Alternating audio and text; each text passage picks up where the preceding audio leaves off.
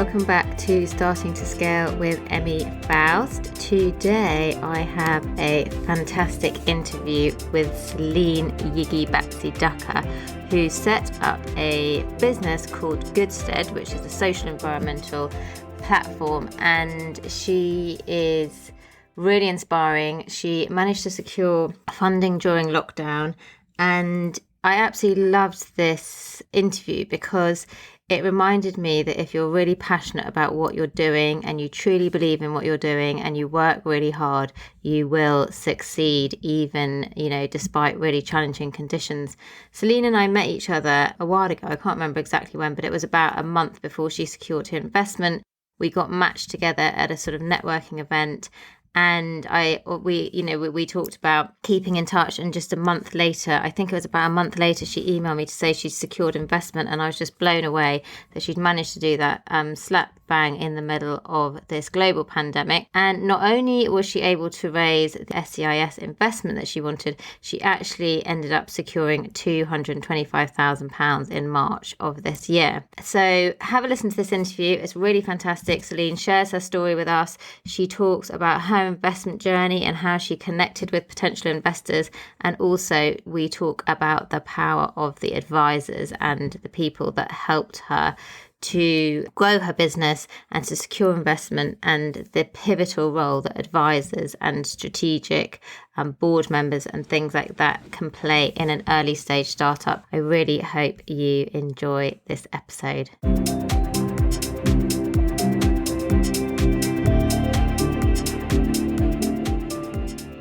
Thank you, Emmy, for the introduction. It was so nice to meet you at the HubDot event, and I'm so glad to be on this podcast sharing my story with you. So Goodsted is a platform for collaborating on social environmental impact, and it's an easy way to volunteer skills and expertise to progress exciting and impactful initiatives and organizations. And essentially, the mission is to give everyone a chance to use their talent to progress the UN Sustainable Development Goals for 2030, while meeting like-minded individuals, gaining new experiences. So it's more than your traditional volunteering as you know it. Yeah, amazing. And so how does it work? Are you connecting people that want to volunteer with organizations that need, or charities that need them, or you're doing that through corporations as well, isn't it? Through corporates that you're... Yeah, so it became gradually throughout the past 2 years, the platform became a kind of a multi-stakeholder marketplace. So we have individuals, initiatives, so just projects, or organizations like charities, social enterprises, companies, as well as communities. And I can get into this more a bit later, but what we do is have a marketplace, and then we have also a second offer, which is a software as a service platform, where we can give more of an exclusive kind of private branded platform to large organizations who want their own private ecosystem, and then also connect to the larger ecosystem. But in the marketplace, we can either match individuals with opportunities for volunteering, or we can enable companies to run employee volunteering programs and have an easy way to find opportunities for their employees and report on impact. And the third bit is we can enable communities who have both sides to use the platform for the management of the collaboration. So we don't only say we do matchmaking only us, we can enable other communities to do their own matchmaking through the platform as well. That's fantastic. And I think so many people want to use some of their time or their expertise or their skill set to help others, but it's not always easy to necessarily find the right fit or to know how to go about that. I know even for myself, I was wanting to do some sort of mentoring for some, growing businesses, but I actually didn't know how to go around finding the right people. So I suppose what you're saying is you're connecting people that want to help with people that need help. And that's amazing. So why did you decide to raise money? Presumably it was much, because it's a tech platform, presumably it was much needed to sort of grow the business. Yeah, so it was, I started working on the idea at the end of 2017. So actually throughout 2018, it was the year of obviously learning about and working on the idea, realizing that there was a business opportunity, piloting, finding a tech team at the end of 2018, then 2019, developing something. So I didn't actually decide to raise money until I was really sure that there was a business opportunity that was worth taking external investment for. So by that time, I had already invested all the money I had, actually, because I really believed in the idea, and I had a lot of hitting good milestones and a lot of good feedback around the concept and first clients interested. And after that, I felt confident to take the next leap and raise external funding. And I started searching for funding at the end of 2019. It was like 2020 January. I had written a pitch deck, so I was like starting my pitches, and I actually had the first interest from an investor back in 2018 when I won an award for the top next gen entrepreneur award from a family business network or global organization, and that generated the first interest of from an investor.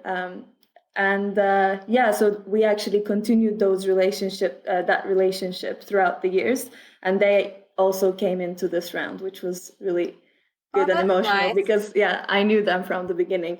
But I would say that in 2020, when I started the real push for trying to raise funding, at that time I actually had run out of my own funds, and it was either raise money or get a loan, or I didn't know kind of how to progress if I didn't raise money. And then I was searching through angel investment networks. I got accepted to the Seed Tribe platform, then some other. Can you explain a bit more about that, the Seed Tribe platform? Yeah, so Seed Tribe platform is for impact startups to connect with angel investors as part of Angel Investment Network. So I had got accepted to that one, and then I got accepted to a few different accelerators. So I was kind of growing my network and kind of getting to know many different types of individuals from different networks who have access to investors. So it was like taking one step further. And then what happened was one day I received a LinkedIn message, and this was when the COVID kicked off. Actually, it was March. It was kicking off. No one knew what was going to happen. And then I received that message from an accelerator, someone who was running an accelerator, part of JC Deco. It was called Nurture. And he was giving me some information about the accelerator. And we just started talking about the accelerator. And then he wanted to see how we were doing, raising investment, etc. So I've sent my pitch deck to him, saying if he has any contacts, I would love to, him to pass on. Everyone says I'll pass on your pitch deck to people. So I was like, okay, I didn't, obviously have any high hopes. But what happened was, a week later, I received an email saying, we have a few interested investors. There's this one investment fund, Mariana Investments, who want to speak to you. Like, wow, great, amazing. And then I had the first chat, and it went so well. It was like the greatest chat throughout the history of Goodsted. It was like, anyways, when it goes well, right? And then in the end, they said we're really interested, and it was right at the end of tax year. So and I was trying to raise SEIS investment, and then 3 days later, they said they have a board meeting where they're going to discuss and give a decision. And after 3 days, I received the news saying they're very interested. They want to do this, and they want to invest the full 150K. Amazing. Which was like, wow.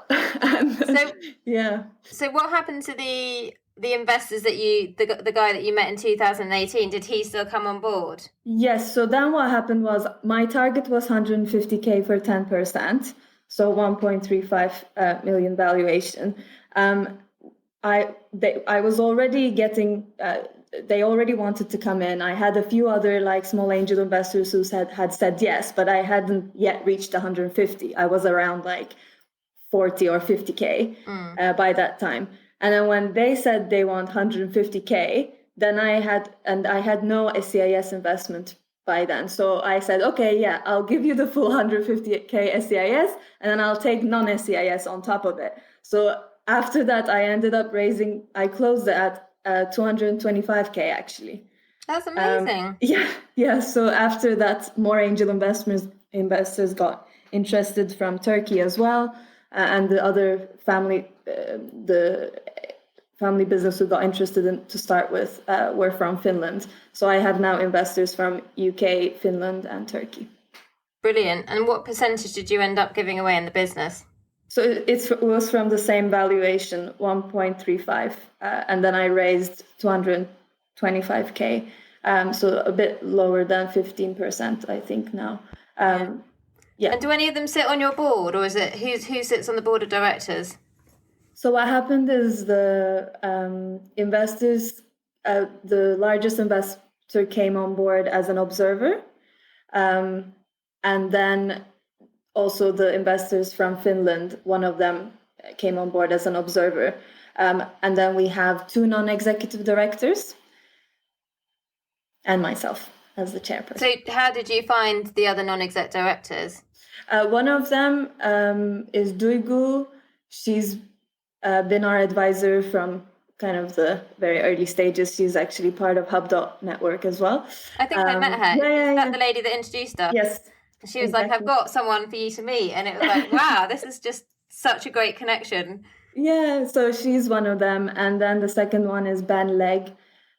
He's a seasoned CEO who worked in many different global companies like Google and other companies. I think that's really interesting and it's fantastic. So one of the things that I talk a lot about with my clients and on the podcast, and I've kind of covered this off with quite a few different people I've interviewed, from lawyers to recruitment people, but all dealing in this sort of scaling space, is a lot of startups who want to scale up, it's just them on their own and they don't have a board.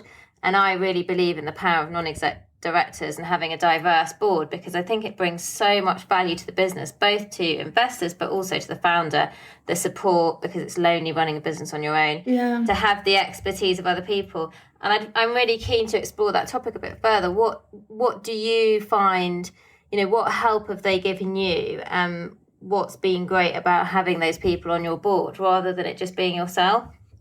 Yeah, I would say, even to start with, before I had onboarded non-executive directors, I had a lot of advisors. So if you check our website, you'll see kind of more than 11, 15 kind of advisors, because and these advisors actually joined us through our journey, and we always have kind of either monthly, weekly, or quarterly chats with each of them, and everyone contributed in many different ways, in kind, actually, from their hearts, because they were interested in the idea and the vision. And I would say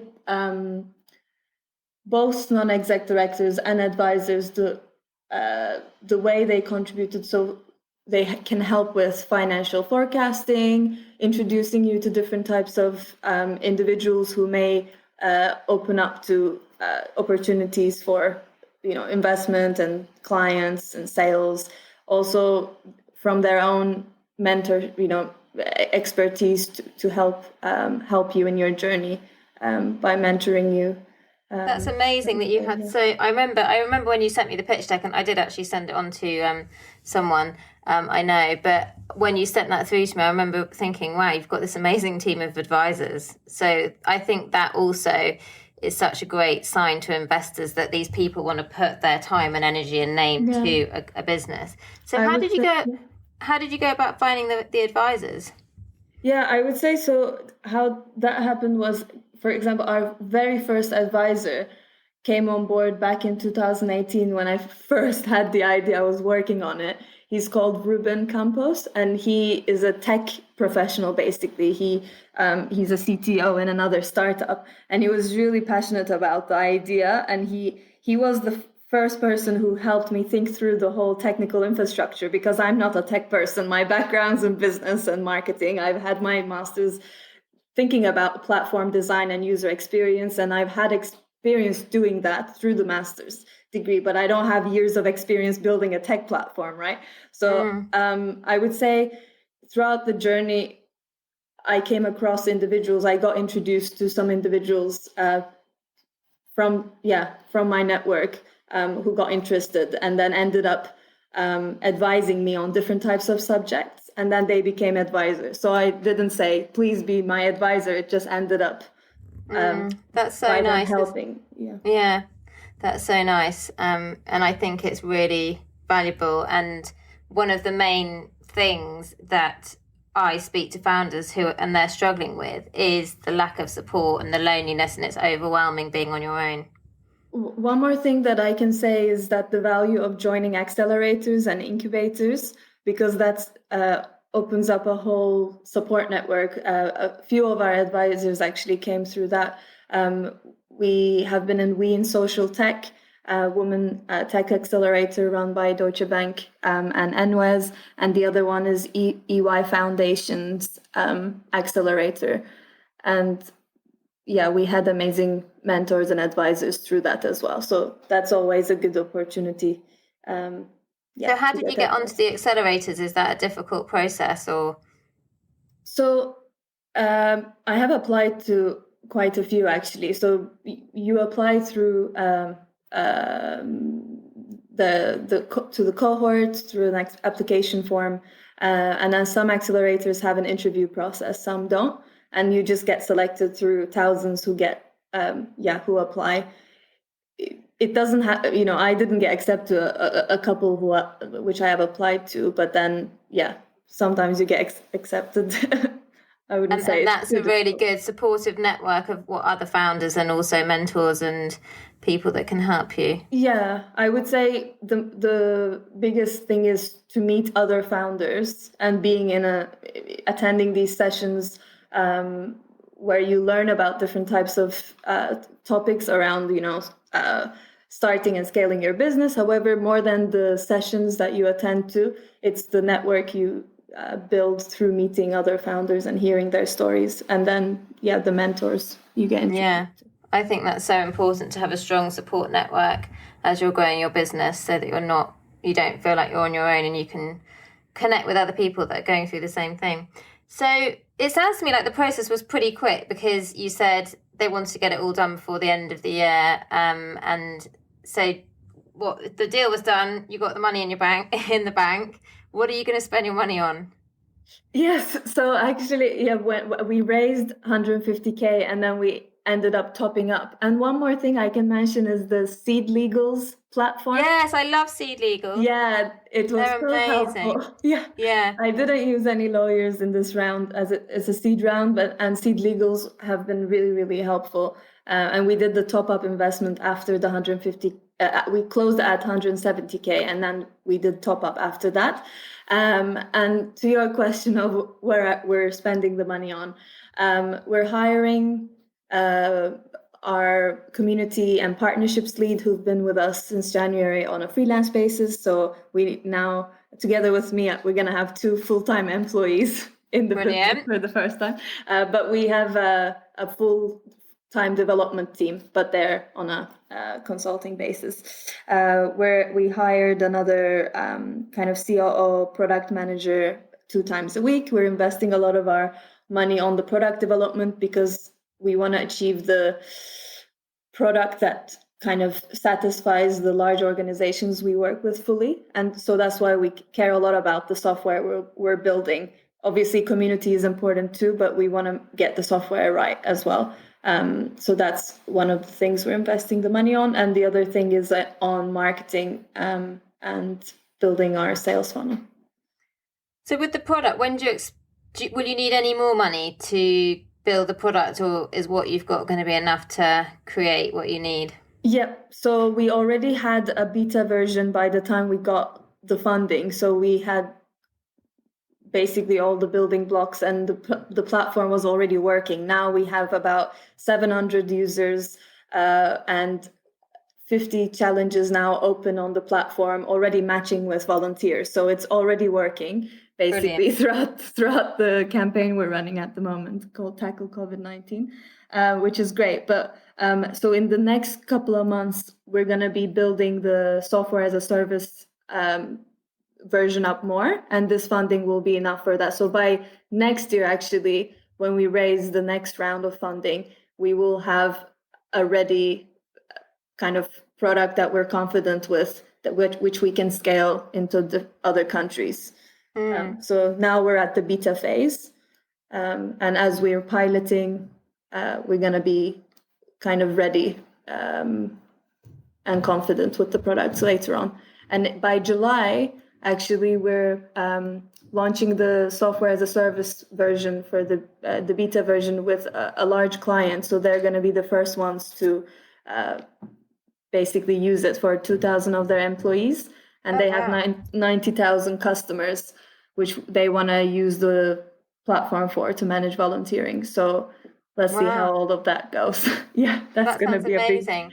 So how are you going to get the your big corporates using the platform? Do you think, are you hoping they're going to come to you, or is it, what is that sales process? How easy is it to get people on board? Because it sounds like such a great opportunity for businesses that you think they'd kind of be knocking your door down. Yeah, we are working with our first 3 clients. Actually, one of them is a small agency, the other one is a county council, and the third one is this large company. So we now have these 3 different types of case studies which we can create as a result of the process, and we already have a few contacts which we're speaking to in some large corporates. So the aim is to prove that our platform works the way we say it's going to work by the end of August, or beginning of August. Have a demo to go and pitch, and then deliver on all the key points and requirements that they would like us to deliver, and then do a pilot with a company, and then if they're happy, we continue. So I think one advice I think I can give to other founders would be, in this process, don't think you need to prepare yourself like in the best condition before you go, talk to clients. I think it's really important to find the potential clients and just open up a conversation saying, oh, I would like to just get your opinion about this. I'm doing a research on a new idea I have, and I just want to see what you think. Don't tell your idea though, because it would be better to ask questions. There's this mom's test, I think book.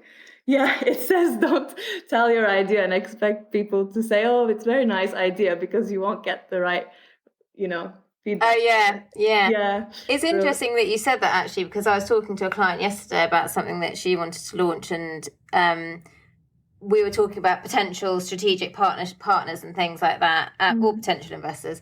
And I said exactly that. You don't have to have a fully fledged product offering launch. You could just go and a lot of them are kind of friends or contacts or people that she's connected with, and everyone's supportive, aren't they? People are interested in giving feedback. They're interested in helping people if you've got a good relationship with them. And I think, as you said, you can get lots of feedback and information, and I think sometimes it's very easy to think it has to be perfect before you go and approach people or before you go and do anything, but actually it doesn't, because if you wait for it to be perfect, it will probably never get live. Exactly. So we started talking to all these big companies before we were even ready, but then that nurtures a relationship that, here we heard what they actually wanted, what their pain points were. So we got a chance to develop platform So as a result. important. Exactly. Develop something that's needed, that people want, not what you think they want. And that's really important to do the research. And I think we're going to finish now, but just one last thing I wanted to mention is you was talking about the power of networking and building connections, which you were doing right from the start, way before, you even were thinking about closing that investment round. Just very quickly, I'd love to hear your thoughts on why that has been such a key part of your journey, this kind of building up of networks. Yeah, definitely. I think the power of kind of meeting people and connections, like everyone has a potential to introduce you to at least 5 to 7 people, and then those can introduce you to more people. So I would say from the very beginning, never say, oh, it's a waste of time, like I'll speak to that person later, or sometimes you can say no to speaking to someone because you don't think it's necessary at this point, but you never know who's going to introduce you to who. I could have said like, oh, I don't have time to respond to that LinkedIn message, and if I'd said that, I wouldn't have got the investment that I have now, kind of thing. So always take the opportunity. It's such a lovely, inspiring story. You're doing great things. You got investment in the middle of coronavirus, which is a massive achievement. And I just want to say thank you so much for coming on the podcast and sharing your story with us today. Thank you so much for having me. It was a pleasure. That is it for this week. I hope you enjoyed the episode. Do subscribe. Obviously, feel free to leave me a review. That would be fantastic. But more importantly, do get in touch and let me know if this episode resonated with you, if there's anything that you want me to cover off, if there are any topics that you would like help with. You can connect with me at emmyfaust.com. If you want my free resource to help you scale and grow a profitable business, go to emmyfaust.com/free, and do come and find me on social media and say hi. And all that's left to say is have a great week, and I will be back next week with another episode of Starting to Scale.